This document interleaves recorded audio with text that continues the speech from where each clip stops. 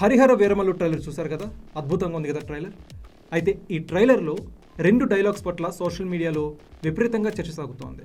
ఒక డైలాగ్ ఏంటంటే, మీరు మా వెర్రి విస్తన్న మావయ్యే కదా అనే ఒక డైలాగ్ అయితే, ఇంకొకటి చాలామంది నేను రావాలని చెప్పి దేవుడికి మొక్కుతూ ఉంటారు, మీరేమో నన్ను రావద్దు అంటున్నారు.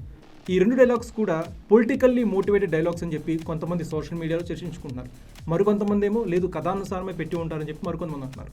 అయితే ప్రధానంగా ఈ వెర్రి విస్తన్న మావయ్య మీరు అని చెప్పి ఈ డైలాగ్ ఏదైతే ఉందో ఒక రాజకీయ నేతని ఉద్దేశించి పెట్టిన డైలాగ్ అని చెప్పి ఒక వర్గం అయితే ఫీల్ అవుతుంది. దీని గురించి ఒక ప్రముఖ మీడియా ఛానల్ కూడా సోషల్ మీడియాలో ఒక పోస్ట్ పెట్టడం జరిగింది.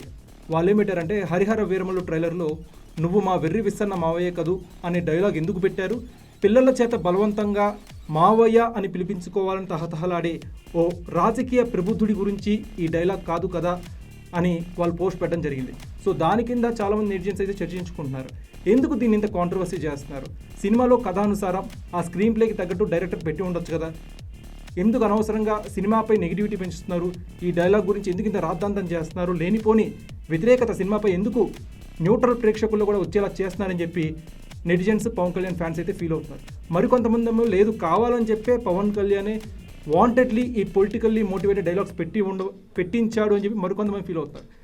ఇష్యూ ఏదైనా కానీ సినిమా రిలీజ్ అయిన తర్వాత మనకు తెలుస్తుంది, కథానుసారమే స్క్రీన్ ప్లేకి తగినట్టు అక్కడ సందర్భం డిమాండ్ చేసింది కాబట్టి ఈ డైలాగ్స్ పెట్టారా, లేకపోతే వాంటెడ్లీ పొలిటికల్లీ మోటివేటెడ్ ఎజెండాతోనే ఈ డైలాగ్స్ పెట్టారనేది ఒకసారి సినిమా రిలీజ్ అయిన తర్వాత ఆ సీన్స్ ఆ సన్నివేశాలు చూస్తున్నప్పుడు మనకు అర్థమవుతుంది. సో ఓవరాల్గా సోషల్ మీడియాలో జరుగుతున్న కాంట్రవర్సీ ఏదైతే అయితే కొంతమంది ఇది కాంట్రవర్సీ చేయొద్దని చెప్పి పవన్ కళ్యాణ్ ఫ్యాన్స్ అయితే విజ్ఞప్తి చేస్తున్నారు. మరి దీని గురించి మీరేమనుకుంటున్నారు?